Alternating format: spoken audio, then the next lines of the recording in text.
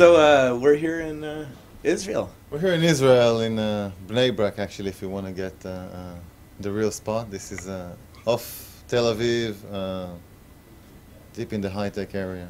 This is the Silicon Valley of Israel. Yeah. And you have one of the hottest startups right now. I mean, Sarah Myers is using you. Other people are using it. Tell me what you guys do. We're here at Volkswagen. Well, what we do is we do live, high-quality video broadcast from mobile phones. Currently, mainly Nokia Series 60 devices, unfortunately, but we're currently expanding, and soon we'll have much more broader variety of phones.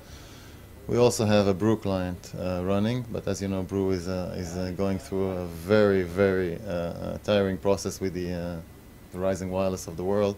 There is a Brew client working and broadcasting. That was actually our first client, I have to say. First of all, who are you guys? Well, I'm Eran Hess, co-founder and CEO of Volkswagen. I'm Roy Ginat. I'm managing the development CTO. Very cool.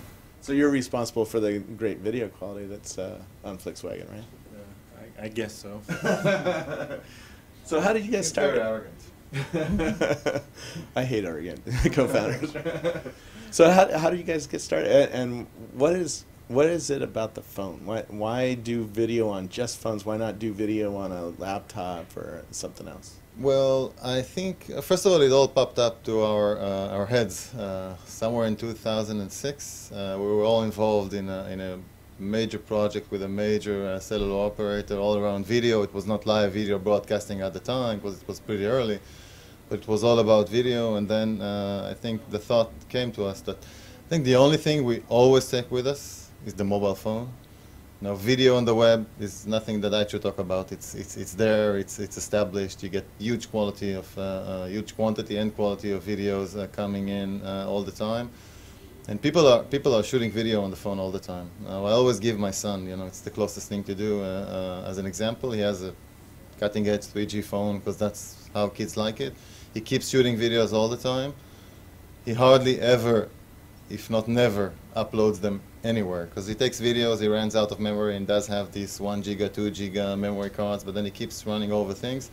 He goes on a Boy Scout trip, he goes out with his friends to the beach, and luckily for us, great weather, and you can second that, and the beach is just 5 minutes away. He takes videos all the time, but then either I have to go to his computer, connect his phone, upload it, either keep it on the computer or upload it to YouTube or any other account that we might have. But a lot of content is going to the garbage along the way. And having something or having a kind of a multimedia center on your phone that would enable you to shoot everything you want, and it's picture, it can be pictures, it can be sound, it can be videos, and then it's there, and you don't have to handle it anymore, and you can also notify all your friends that it's there and they can come and watch it. That's the main thing here, I think. The ease of use, or the intuitiveness in the whole thing. You don't have to bother anymore. You shut the video, it's there, and then you can go later on and watch it. Does Volkswagen do recorded video as well as the live streaming video, or tell me what you do? Well, we don't do recorded videos, but if you go to extreme situation, and unfortunately currently with the 3G networks and everything, you still go into extreme situations when you either lose connection to the network or you get very low bandwidth and so on. So we buffer it, and then it's being uploaded. So even if you go on zero reception, I don't know, maybe here in the office or in your basement or wherever you don't have any reception, you would shoot a video, it will be uploaded as soon as you get network connection. From using both of your services, I know that if I'm in a bad cell phone situation, like I was here at the Kinternet conference, right, and I could only get 60 to 80 kilobits per second out on the Wi-Fi. I couldn't get any more than that. And I know I had to shrink down the video to the lowest quality possible, which looks really bad, right? I know that I could get at least something out, using that low bit rate. But normal people probably don't know how to adjust the settings. Tell me a little bit maybe you do. Tell me a little bit about how your system talks to servers, and does it change the size, the resolution? Does it change the compression used based on if you're in a really bad network situation? What do you try to do, and how much control do you give the user, and how easy do you make it, which often are at conflict, right? Because if you give the user a lot of manual controls where you can change video qualities and resolutions, then it makes it more complex for a new user who has no clue what a resolution is, right? Basically, the user is allowed to choose different modes of operation. Typically, only advanced user would do that. And our approach in general for the average user, and as far as we see up till now, most of our users are just average users, which means they are family people that take shots of their kids. Most of the shots, I think, Kids and pets. Yeah, We've discussed yeah. that. Kids and pets. more than 50%, much more than 50% are private shots.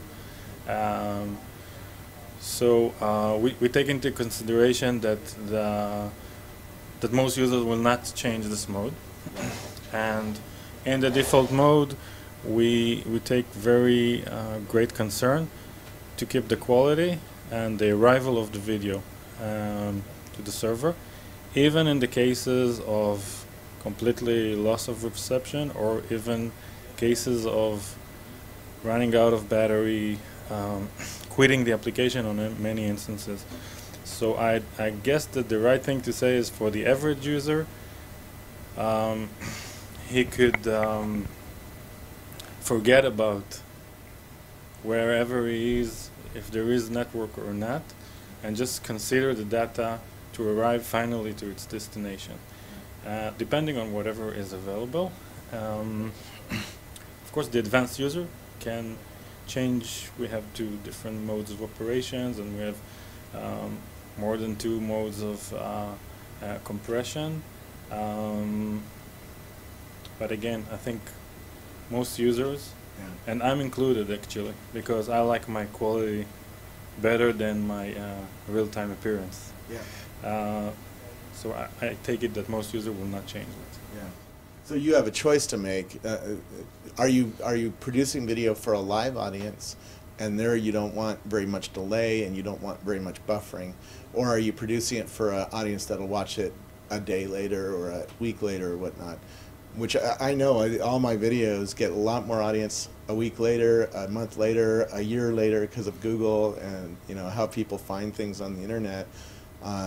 Or when they go viral, right? If it gets on Dig a month later, all of a sudden 40,000 people come and check out a video, right?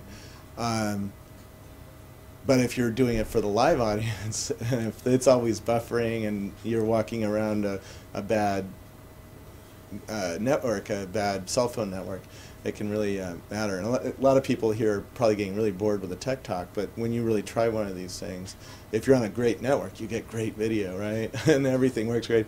But if you're like, I was at Kinternet, and there was only 80 kilobits per second, and you're doing a lot of video, you have to almost have to make a choice. Are you going to serve the live audience and try to get them something that they can watch, or are you going to buffer forever and get a video up in over a couple of hours? I think when you think about it, or you look at the most of the use cases, so we're looking at several types of target audience, and then we can actually differentiate between them. So if you're going to work, I don't know, if you're a network reporter and you have to broadcast live now, and this is the only choice because the camera crew is not there and so on, live would be crucial. It has to be almost immediate because you're interacting with the studio and so on.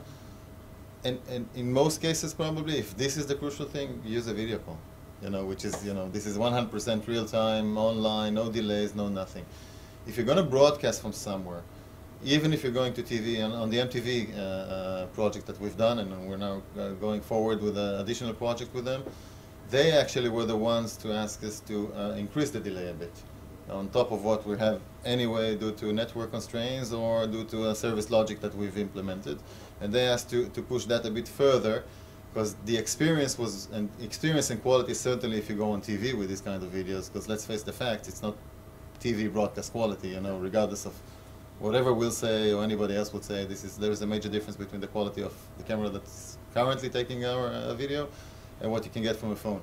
So the quality is very important, and it was broadcasted as live and as near as live as possible. But for them, in the particular use case, which was used both on the internet and on TV, they asked for a bit of a longer delay in order to not have any buffering, even if you get to remote places, because we were broadcasting for 23 states. We had no idea, because we didn't have the time to check, no idea what kind of coverage they're going to get in North Dakota, which they didn't get any, by the way. but they did get the videos on. Because in North Dakota, which is a true example, we found out, I don't know, 2 hours after we started the broadcast that day, that they hardly have any network. Forget about 3G or 3.5G. So what the simple thing that we've done, we have taken the live notifications off because it was not live, but the videos keep coming in higher quality. Yeah. So they had this broadcast coming in. It came in 5 minutes after it was done, 15 minutes after it was done. If she went down to a basement, it came out again. But the important thing is the immediacy. It's happening and it's going up now. So, and it doesn't really matter if it's 2 minutes or 3 minutes. Now, in the use case of the ordinary guy on the street who shoots his pet or his kids or the beach or whatever, he couldn't care less whether it's a 30 seconds delay or less. And in cases like you're discussing, if you're in Kinneret and your audience is there watching the videos and it's important for you to get feedbacks in real time, that would probably be the only case where you downgrade the video quality to that extent that it would be live, even though it would be, sorry for that crappy video quality. Now you cannot give the users that many of an options because they would get lost. So you can handle this, and we can probably handle this, but again, the ordinary user on the street would not. This gets to it still is a very experimental media. It's Right. Reuters is just experimenting with it. MTV is just trying it out. Right. It's not an accepted kind of media. It's only 5 months old, right? I mean, it's amazing how fast you guys are moving and coming out with new features and new ways of new compression and increasing the quality. It's really amazing. How do you guys make money at this? That's the $1 million question, I think. More than More than many millions. Look, I'm not afraid to say that we're not absolutely sure what the business model would be. Like you said, we're 5 months, 6 months. The technology is there for 5 or 6 months. We're experimenting right now, and Kathy Brooks, by the way, was asked the same thing in the convention the other day. And like she said, we're still examining. That there are a lot of ideas there, and you would excuse me for that, but I won't put everything on the table in this sense. Obviously, on the free consumer internet service, I can say commercials, I can say advertising, I can say whatever I want. It's not there yet. People are not making money. People with much larger traffic than we have, or our competitors have. Major portals do not make money out of advertising. There are other ways, but then again, it's a very fresh, like you said, MTV are experimenting, and the other media companies are experimenting and checking it out. We would get there. We're not quite sure right now. We know there's a business model here. But we're exploring, and we're moving as we go. Nothing definite yet, but I think we'll get there. We have pretty good ideas, which will probably and hopefully come up soon. Well, this is the middle of April. What's the agenda for you guys for the next few weeks? Because you guys are running right now. I mean, coming out with a new feature it seems like every week I get another feature from either you or from your competitor. What should we expect to see from Volkswagen over the next 1 to 2 to 3 months? That's a question that I'll probably get kicks under the table if I really answer, but for sure I can tell that we're going in Real a few... kicks, by the way, not the QIK kicks. We're working on a few directions. One of them is making the ease of registration and ease of use of the application even better. Another direction is already public, is broadening up the number of supported devices. Tell me about the devices, because that's one thing everybody asks is, how come this doesn't work on my iPhone, or how come this doesn't work on my BlackBerry, or I mean, there's 60,000 different phones out there. This works best on a Nokia with Series 60 software or Symbian software, right? A Nokia N95 or a Nokia N82, something like that, right? I have a good answer on the iPhone. Not the real answer, but a good answer. I was trying to call my partner in the US yesterday, both using iPhones. We couldn't get each other. We just got voicemails. So we're talking video out of iPhone? Come on. First of all, the iPhone doesn't support video. It doesn't have 3G, Yeah. right? It doesn't have a good radio modem. So not having 3G is probably a major barrier in live broadcasting. Not having video, there are workarounds. People, other people have already managed to get video out of iPhone or some kind of video hacking out of iPhone. Obviously, we're working on the iPhone, and we're working, and hopefully we'll be there as soon as possible. But it's not. There are no news currently here. There are surprises to be expected soon. Not talking right now. Therefore, I'm going back to your original question of where we're going. We're working very hard on partnerships. We're working very hard on user experience and having as many phones supported as possible. Again, I'm going back. This is very new, and we're exploring everything, and we're doing our best in order to have as many people able to use the service and to have the best experience out there. Tell me a little bit about working here in Israel, because the tech PR world doesn't always see what's going on in Israel here and doesn't understand why technologies come out of here or don't hear about them sometimes. Tell me a little bit about what it's like being in the Israeli geek community here. So I think there are a lot of advantages of being here in Israel, because it's a very tight community, and there's a lot of technology things happening here. There are a lot of startups, and the community is very, very tight together, meaning we get help, and we help other startups within our domain, on other domains, on a regular basis. So there's a lot of support from each other. And again, this is something we discussed along the way, and the scene here is very, very small. Everybody knows everybody. So once you're there and you're out, you would usually get a lot of support from other companies in your domain. And if someone already has contacts in the US or in Europe, you can write that and get there, and they will be happy to assist you. So if you have direct competitors here, obviously competition is competition. We don't care whether they speak Hebrew or English or any other kind of language. But if you look at it, and Block TV is a good example, and we're working now very tightly with Block TV in order to promote both the services. And we're actually, we're helping each other along the way. It's not strictly on a business thing. Because if I join someone or I do a partnership now with a company in the US, which can be great and valuable for both sides, I think the dialogue between the companies would be more on the business side. And here, once we do a cooperation with someone here, which is an Israeli company, we get a lot of assistance. And on the other hand, and it's obviously, there are disadvantages of being on the other side of the ocean, distance, time zones, and then the fact that a lot of you guys are in the backyard of the startups, and the industry is over there, and it's a long ride. So first of all, if you look at most Israeli startups, which has made it to some extent, they have offices. We have offices back in the U.S. in order to use whatever is in the U.S. And luckily for us, and happily for everybody, I think the internet is such an open world. So you can sit here in the office and communicate with everybody. We've been talking a month ago, and we've never met when we talked. And you can get to people very quickly.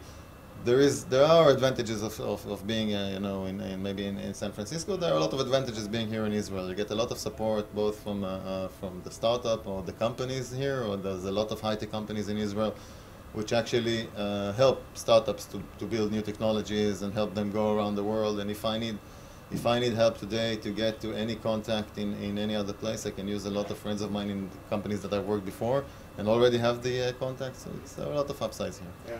It's amazing. It's different. It is different. I was in a van between Tel Aviv and Haifa, here in Israel, and I was talking to Mike Arrington, who's in Atherton, California, and I was talking to Christine, who is in China, and I was talking to Gia, who's the wife of a physicist in London, all at the same time on Twitter, right? What does Twitter mean to the economies around the world? Because now geeks around the world, they can feel like they're part of the whole industry. And to me, distance is now gone, right? In terms of being able to have these conversations and get ideas out and get new things tried, right? Well, you should try to have a conference call from here to the west coast of the U.S. and Australia, and find a time slot where everybody's awake. So there are still some issues with time zones and where you are, but I totally agree. It's very easy. It's there. Everything is so immediate nowadays. So this brings us again, the live thing, or the immediacy of broadcasting videos. It is something which fits into the way of living today. So Twitter is an amazing example. Because if you look at Twitter, you say, okay, well, what is this all about? But it's a way to communicate immediately, easily, and you don't care where you are, because you can do that all the time. I sit in front of my laptop and I get Twitter notifications all the time from people who are here, there, in Asia Pacific or in the US. So I wouldn't go as far as saying there are no borders, there are no limits. Sure, there are. There are cultural differences, there are time zone differences, there are a lot of differences. but it's opening up, and it's very easy, and you can get anywhere very quickly today. You can get to any person you want to be in touch with, and it's very easy to do this. Yeah. Since you guys are using the cell phone, are you going to do any geolocation stuff on the video to map up with like a Yahoo map or a Google map and say, hey, this video was shot at this location? Probably yes. So that's some of the stuff that you don't want to tell me about the future direction. I was kicking Well, again, there's a meaning to geolocation, and it's very easy to obtain nowadays. We don't have to invent anything actually in terms of getting the geolocation. Yahoo is doing it, Google is doing it, and so on. The question is again, how important it is and to whom. Definitely, for instance, for a news reporter out there on the field, it's very important to show where he is. Yeah, but there is Roy tied up his room because we said you're coming for a visit. There's a huge amount of things to do and features which are important and new functionalities and new things to do. We're trying to sort out which is more important, and go ahead with that. But geolocation is out there for sure. So, well, thanks. It was fun. Look, can we get a little look at what the app does? Yeah, sure. Hi, I'm Eran Hess, the CEO of Flixwagon, and I'm about to show you how easy it is to use the application in order to broadcast live video from the web. All you need is the supporting phone. This one is an N76, Nokia N76. We have here the N95, and there's a large variety of other phones which are supported. All the Nokia Series 60 and additional phones that will be coming soon. So all you really need to do is go to the Flixwagon portal on the web, which is www.flixwagon.com. Register to the service. You would get an email back with a link for registration. Once you finish your registration, you would get an SMS, which would be with a link to download the application. Application is very, very light. You can download that in a matter of seconds, and once you download it, you're good to go. You have your own unique username, your own unique password, and your own web page on the portal itself. I would now just log in to my account and show you that you can watch all your videos that you have broadcasted before or broadcasting now. Now, multiple modes of broadcast to the service. People can either broadcast public movies. Public movies are broadcasted so everybody can watch, and a movie which is broadcasted, once it's there, you'll have notification on the web, and I'll do that now. Now, can we get this? Oh, yeah. Okay, so you have options on the screen of the phone for broadcasting. So if there's something happening right now and you want to just start broadcasting and people will be able to see that, there's the broadcast now, which does not wait to anything else but start broadcast. Once I click that, you're going live within seconds, and the only dependency is on the bandwidth you get from the network. If you know you're going to do a video of an event or anything which you know is going to happen, you can do all presets up front. You can decide who gets notifications. It can be public to everyone, and then everybody can see it on the web. It can be private only to my own contacts. These are people that I have decided that I want to share the video with. It can be private, and that's only myself. I would be broadcasting. It would be live, and it will be stored on the portal on my account. And I can then either share it with people or keep it to myself. It depends on the content of the video, obviously. And then you can go private to different groups, meaning I have set up a group called Family, and they are the only ones that would get notifications, Friends, and you can go endless to any kind of, any group that you're doing. In this case, I would do a private, or I'll do a public movie.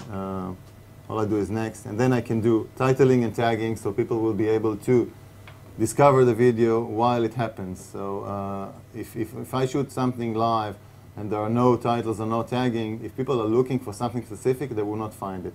So if I put a title in and tag in, they would actually come in with a video, so the video would be titled and tagged while it's broadcasted, and then you can people can look at it. Also, categories are available. There is a set of preset categories.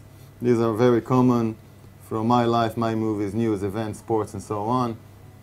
You can choose that, and then from the second you started broadcasting, actually the broadcast has started. If you can see the small window beneath the video window, people that are watching your video currently can add comments or chat with you, meaning every comment that would be posted on the web portal, you would get it on the phone itself, and you can react to that obviously by voice and not by typing back. During a broadcast, you can also change the sharing settings. So if you are shooting something public and then you change your mind, you can, in a matter of one click, you can change back to private, and then nobody would be able to see that. We'll do a short video, which has already started, and we're shooting back at Can we show Robert. what it looks like on the computer? Yeah. We'll put the phone down because I cannot do so many things all together. And you can see an indication, because this is a public movie, you can see an indication coming in, and the thumbnail of the movie is coming to the front page. If in this case it would have been a private movie, nobody would have seen that. Now, in the service currently on the internet, when people are joining in the middle of a video, they get a recap of the last. I'll put this on mute, otherwise we'll have echo. You get a recap of the last few seconds before you broadcast. We can either put you in the point where the broadcast is now, or you can go back to the beginning and watch the video. And currently we're a few seconds behind the actual video. This can be tweaked with. Now, while you're watching the movie, and then I'll do a live chat. You get the live chat indication, and I would now post a comment. Yeah.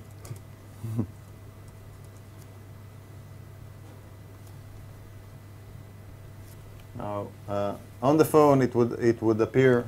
Oh, there we go. It would be on the phone, and I get the comment while it's posted, and this time I see myself saying, "Hey, Robert," and I would react in voice. And this is as simple as that. You can go to full screen in order to see the video more clearly, and now we see buffering because we have a network connection issue. I can Twitter my friends from within the movie, even if it's not my own movie and I want to spread it. The second I understand this is if this is a public movie and I want to share it with my friends, I can either email them, I can Twitter them, and notify them that there is an interesting movie I'm currently watching. Whoever is broadcasting can choose multiple ways of notifying his friends. It can be either by email, if he has said that before. He can Twitter all his friends on movies that he's doing. And of course, one of the latest features that we've added is the ability to upload to YouTube from our service, meaning once the movie is over, it will be automatically uploaded to your YouTube account. That's it, basically. Where do we find it? Where do you find me? Flixwagen.com, right? Flixwagen.com. You can come into www.flixwagen.com and register, and I promise you that you would get an invitation as soon as we get your registration, and you can start using the service and enjoy that. Cool. Thank you very much. Thank you.